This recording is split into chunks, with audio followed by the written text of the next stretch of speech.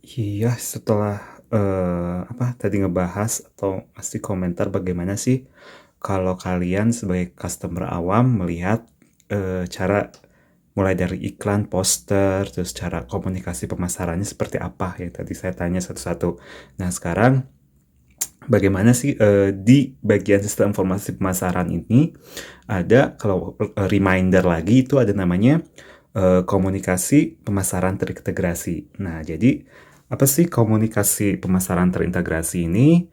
Yaitu dari ilmu komunikasi kita gabungkan ke, ilmu pemasaran. Nah, jadi salah satu yang paling utama agar customer atau new customer kita interest, bagaimana si customer baru ini bisa menarik perhatian, produk kita dan si customer ini tahapnya itu akan memilih produk kita karena mungkin dilihat dari posternya menarik. Terus, apa yang diinginkan customer itu sangat sesuai dengan si customer itu sendiri, gitu, seperti itu. Nah, bagaimana, di sini menurut si Kotter sih, designing dan managing, integrated marketing communication itu, dia harus mengembangkan produk yang bagus, terus juga menetapkan harganya dengan menarik, dan membuat, dapat diakses atau gampang, ketika kita mengaksesnya. Dan diaksesnya dalam arti menerap ke pikiran kita bahwa mencerna, "Oh ini, dia mengiklankan atau mempromosikan produk ini sangat, sesuai dengan apa yang kita inginkan," gitu, seperti itu. Lalu bagaimana sih the role of marketing communication itu sendiri? Pertama menurut, Kotler-Keller di tahun 2015 bahwa cara yang tepat untuk, apa, role dari of marketing communication ini pertama, dia harus menginformasikan konsumen. Jadi informasikan produk yang, kalian punya ini seperti apa, fiturnya seperti apa.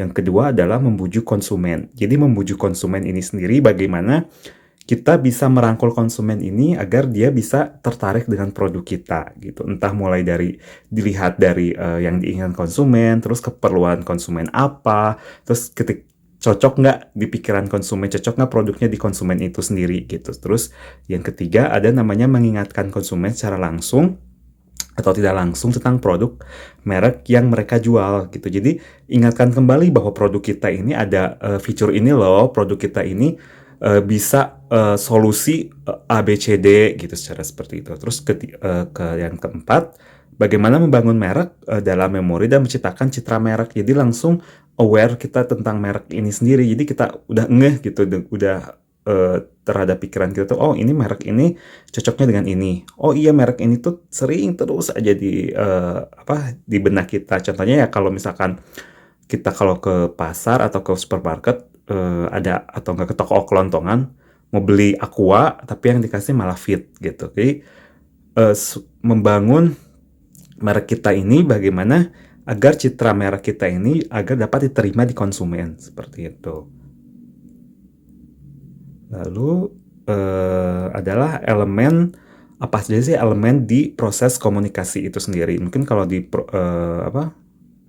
jurusan ilmu komunikasi itu basicnya sih ini ya, bagaimana elemen apa saja yang ada di proses komunikasi ini sendiri gitu. Contohnya kita dilihat dari senders.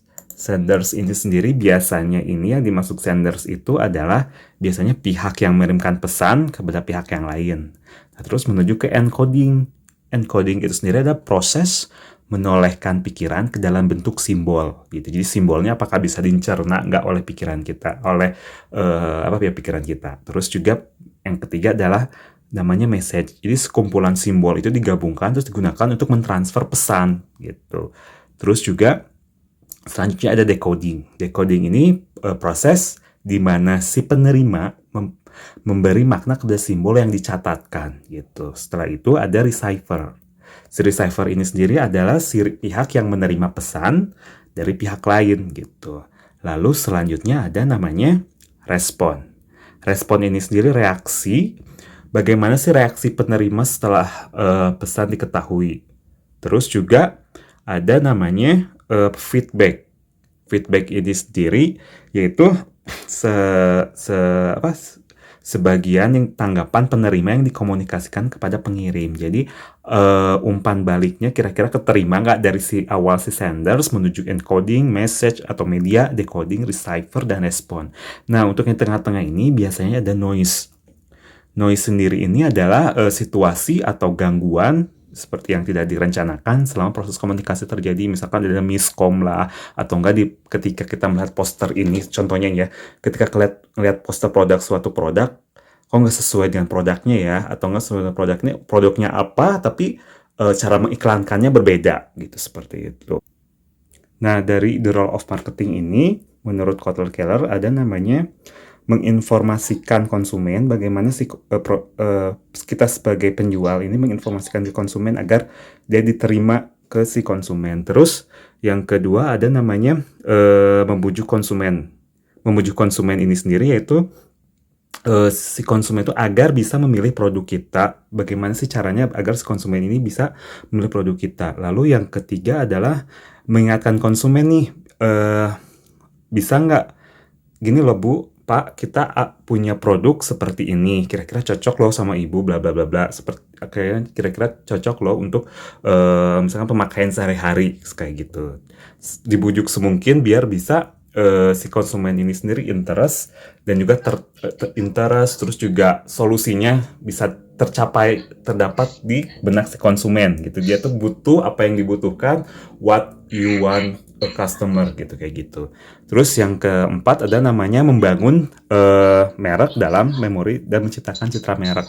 Jadi biar si konsumen ini sendiri ketika butuh apa-apa, oh langsung ingat produk kita gitu, kayak gitu. Jadi contohnya kalau misalkan ke warung, kalau klasiknya ya, kita membeli Aqua malah dikasih Fit gitu kan, kayak gitu. Lalu ada namanya elemen in the communication of process. Jadi apa aja sih proses ilmu komunikasi itu sendiri? Pertama ada namanya senders. Senders ini sendiri adalah pihak yang mengirimkan pesan kepada pihak lain. Lalu menuju ke encoding. Encoding ini adalah proses menoreh kan kayak pikiran ke dalam bentuk simbol gitu contohnya. Terus ada message ini sendiri sekumpulan simbol yang digunakan untuk mentransfer pesan. Lalu juga namanya decoding. Decoding ini sendiri adalah proses yang menerima pesan dari pihak lain gitu. Terus juga ada namanya receiver. Itu si pihak yang menerima bagaimana sih pesan penerima ke pihak yang lain. Jadi diterimalah ke kita dari pesan, misalkan pesan sebelumnya gitu agar bisa diterima kayak gitu. Terus juga ada namanya respon. Respon ini sendiri adalah reaksi penerima setelah pesan diketahui gitu prosesnya itu. Terus juga di tengah-tengah ini ada namanya noise. Noise itu sendiri yaitu situasi atau gangguan yang tidak direncanakan selama proses komunikasi terjadi gitu, kayak gitu. Terus juga ada namanya feedback, umpan balik yang terjadi dari tanggapan penerima yang dikomunikasikan kepada pengirim gitu, seperti itu. Kayak gitu. Terus juga ada namanya penetapan tujuan iklan. Penetapan tujuan iklan sendiri yaitu ada periklanan informatif, periklanan persuasif, dan reminder advertising. Nah, terus ada periklanan informatif. Periklanan informatif itu yaitu contohnya bisa memberitahu pasar tentang suatu produk dan membangun citra image perusahaan. Terus juga dia tuh menyarankan menggunakan produk baru dari satu produk. Terus menginformasikan pasar tentang perubahan harga. Lebih contohnya ini kalau misalkan kalian ngelihat contohnya yang paling konkret itu kalau ngelihat iklan Agung Sedayu Group di TV gitu, harga naik mulai besok kayak gitu. Jadi perubahan harga lah atau apalah gitu, atau enggak rate. Misalkan kalau kalian berjual beli valuta asing, pasti setiap waktu, setiap detik tuh pasti ada perubahan harga. Nah biasanya itu kalau kalau mantengin suatu kurs valuta asing, biasanya suka ada informasi tentang perubahan harga lah gitu, kayak gitu. Nah lalu ada namanya periklanan secara persuasif. Jadi kalau misalkan periklanan secara persuasif ini, jadi itu mengubah persepsi pembeli tentang atribut dari produk, terus membujuk pembeli untuk membeli produk, terus membangun brand preference atau mendorong untuk pindah ke brand kita gitu. Jadi misalkan contohnya si Aqua, dia itu memiliki pesan atau persepsi bahwa produk kita ini adalah bisa mengurangi ini loh, bisa apa, bisa fokus gitu kan, misalkan ada Aqua dengan tagline itu seperti itu. Terus juga ada namanya reminder advertising. Kalau reminder advertising itu sendiri yaitu kayak memelihara ingatan tentang produk tersebut selama musim penjualan lah, terus juga mengingatkan pembeli tentang tempat membeli produk tersebut lah, terus mengingatkan pembeli untuk yang diperlukan ke masa mendatang lah. Nah, contohnya itu misalkan periklan dari asuransi. Misalkan dia tuh asuransi itu bergembar-gembor bahwa contohnya ada pada Allianz, itu dia tuh menjalani prinsipku untuk 100% untuk kedepannya di akhir hayatku agar masa depan anak cucuku agar cerah gitu kayak gitu. Jadi mengingatkan kembali bahwa butuh loh asuransi itu kayak gitu. Terus ada namanya bukan hanya 7P, tetapi kalau di marketing itu juga ada marketing communication mix gitu. Contohnya ada namanya marketing advertising. Nah, advertising itu sendiri kalau misalkan kalian lihat itu bisa bentuknya presentasi, iklan, promosi, terus media cetak, billboard, internet, sosial media gitu. Contohnya kalau misalkan kalian ingat-ingat kayak viralnya antara billboardnya Deddy Kabuzer dan Ivan Gunawan kayak gitu. Terus juga selanjutnya ada namanya sales promotion. Sales promotion ini itu insentif jangka pendek mendorong percobaan kayak pembelian produk atau jasa. Jadi misalkan contohnya kalau misalkan sales Oppo, sales Vivo gitu kan kayak gitu. Dia tuh menggembar-gemborkan produk dia secara face to face lah gitu kayak gitu. Atau enggak dia bisa langsung follow up kita untuk membeli produk kita, mengingatkan kembali lah produk si Oppo dan si Vivo ini. Ada loh produk handphone terbaru dari Vivo dan Oppo kayak gitu. This is sales promotion ini sendiri. Dia itu sebagai tombak awal untuk menjual produk kita kayak gitu. Lanjut lagi ada namanya event dan experience. Nah, kalau event dan experience ini sendiri biasanya itu kegiatan atau program sponsor perusahaan, terus juga yang dirancang untuk menciptakan harian dan juga produk launching gitu kayak gitu. Kayak contohnya misalkan ketika iPhone atau enggak bukan hanya iPhone saja, mungkin Samsung atau produk digital lainnya ataupun misalkan produk baru misalkan kayak gitu. Di suatu event, jadi lo produk baru kita gitu kan, kayak event-event tertentu kayak gitu. Terus lagi ada public relation gitu. Public relation atau publicity ini dia itu membangun dan membantu perusahaan melalui kegiatan periklanan dengan memberikan seperti informasi kepada publik sasaran, terus melalui pengguna media massa baik media cetak maupun elektronik untuk dapat menjangkau halayak luas kayak gitu. Terus lalu juga ada online dan sosial media marketing. Nah kayak gini. Jadi bagaimana sih produknya ini biar, nah ini paling cepat. Jadi produk aktivitas online melibatkan pelanggan, terus juga si pelanggan itu diprospek dan melalui sosial media ataupun internet marketing atau digital marketing kayak gitu. Jadi misalkan dilihat kalau kita Instagram banyak Instagram promote, terus juga ada Facebook ad kayak gitu. Terus juga ada namanya word of mouth. Nah, kalau sekarang di marketing communication mix ini berubah-ubah. Di era ini dulu word of mouth aja. Nah, sekarang ada word of mouth marketing atau electronic word of mouth marketing kayak gitu. Jadi mulut ke mulut. Jadi komunikasi lisan, tertulis ataupun elektronik yang berhubungan dengan manfaat atau pengalaman pembeli ataupun pengguna produk atau layanan. Nah, contohnya misalkan kalian ngeliat di Shopee ataupun di Tokopedia, terus juga si produk mereka itu dilihat dari misalkan reviewernya atau mungkin testingnya gitu. Nah, kalau mobile marketing biasanya itu pemasaran online itu menempatkan komunikasi pada smartphone. Jadi kalau misalkan kalian pergi ke misalkan ke suatu tempat, biasanya suka ada langsung otomatis himbauan bahwa Dunkin Donut ini buy one get one kayak gitu. Jadi sama dengan namanya direct and database marketing, dia berhubungan langsung kayak gitu. Jadi kalau penggunaan direct and database marketing ini penggunaan email, bisa juga telepon, bisa juga fax, email atau internet untuk secara berkomunikasi secara produk kita, bagaimana pemasarannya itu bisa sampai ke misalkan bisa tahu via telepon, via SMS, fax, email, marketing, atau misalkan suka ada promosi-promosi lain gitu kayak gitu. Jadi berhubungan langsung dengan mobile marketing kayak gitu. Lanjut lagi, ada namanya personal selling.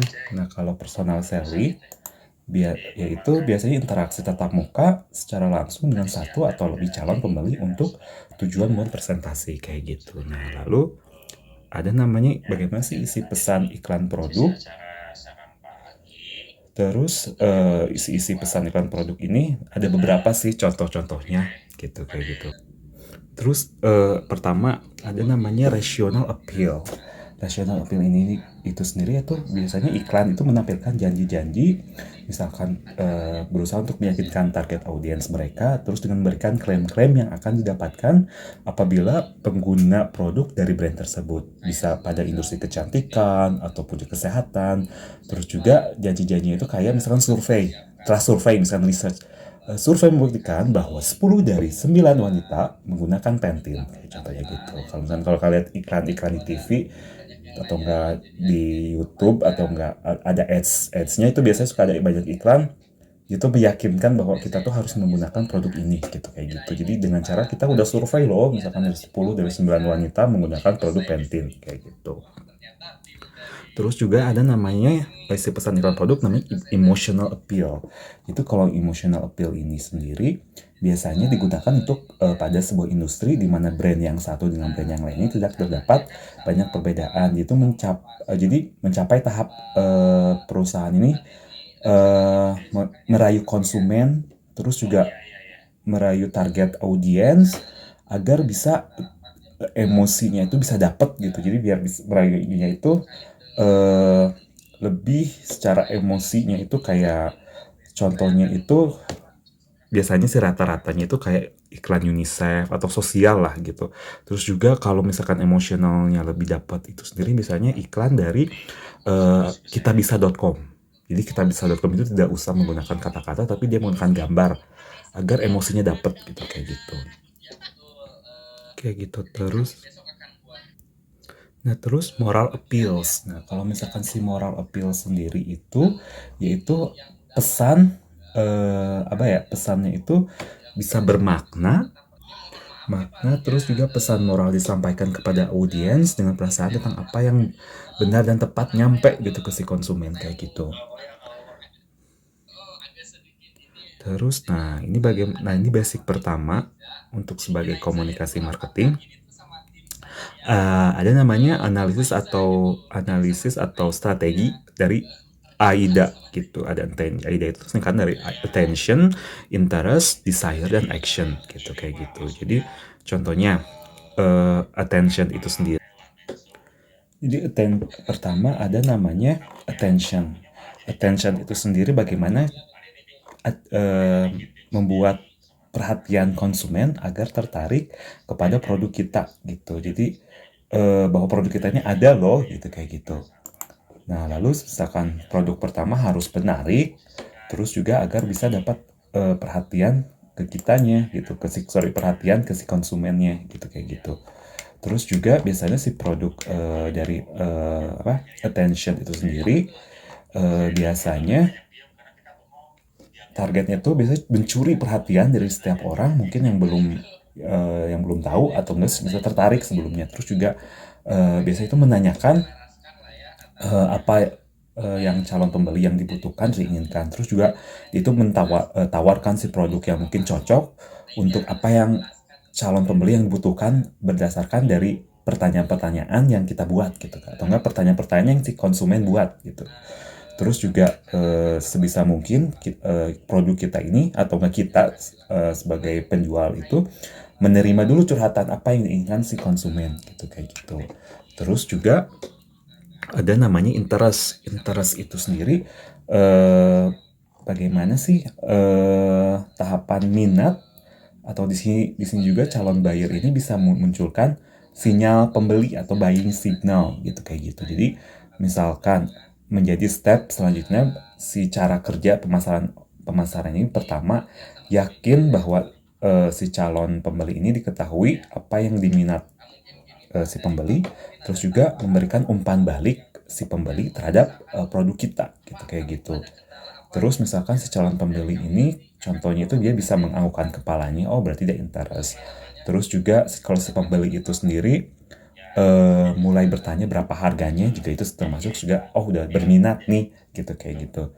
Terus juga misalkan si calon pembeli ini mengulang manfaat yang didapatkan apabila mereka bersiap untuk membelinya gitu kayak gitu.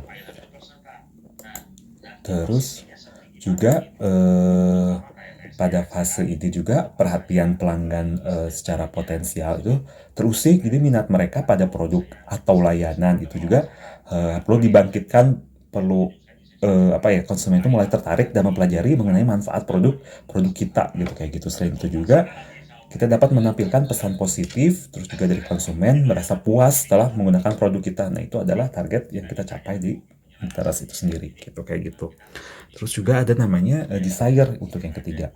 Desire ini sendiri yaitu menciptakan keinginan. Jadi jika minat pada produk ini tertarik, apa yang diinginkan konsumen ini, tugas penjual, tugas kita ini membujuk pelanggan untuk membeli produk ini gitu kayak gitu. Jadi dalam skenario itu contohnya adalah iklan atau produk sendiri menciptakan keinginan untuk membeli dan untuk menerima gitu, tahap dimana si konsumen ini mulai memiliki keinginan untuk membeli produk kita kayak gitu. Terus juga kalau misalkan si desire itu sendiri biasanya memberikan jika yang ditonjolkan adalah kelebihan suatu produk yang ditawarkan, bisa jadi ketidaksukaan calon pembeli ini terhadap produk tersebut gitu kayak gitu. Jadi impact dari si desire itu sendiri gitu kayak gitu. Terus biasanya si desire itu sendiri fokus kepada manfaatnya, terus bukan fiturnya. Jadi hal ini yang penting karena motif produk kalian ini bisa mempengaruhi keputusan pembelian konsumen untuk memutuskan untuk membeli produk kita kayak gitu. Terus juga yang terakhir ada namanya action. Action sendiri ini paling terakhir ya. Jadi konsumen ini memiliki kemampuan untuk membeli produk kita. Jadi tahap akhir lah bisa disebut. Jadi si konsumen udah terinterest, kalau misalkan terinterest pasti akan memilih produk kita. Itu actionnya itu. Terus juga kalau si action itu biasanya kalau udah interest itu misalkan ditanya, ada nggak warna selain warna ini gitu, berarti udah interest nih, udah melakukan aksi gitu. Terus misalkan ada nggak ukuran segini, terus misalkan kalau misalkan makanan ada nggak yang ukuran besar gitu, berarti dia udah melakukan aksinya tersebut gitu kayak gitu. Terus juga si action itu sendiri jadi si action itu sendiri intinya melakukan closingnya, jangan buat ragu untuk konsumen. Jadi melakukan kalau misalkan udah beres semua tahap intention, interest, dan desire, langsung kita melakukan aksi, kita mengkeep si konsumen itu sendiri agar bisa dapat si konsumen itu memberi keputusan memiliki produk kita atau membeli produk kita kayak gitu.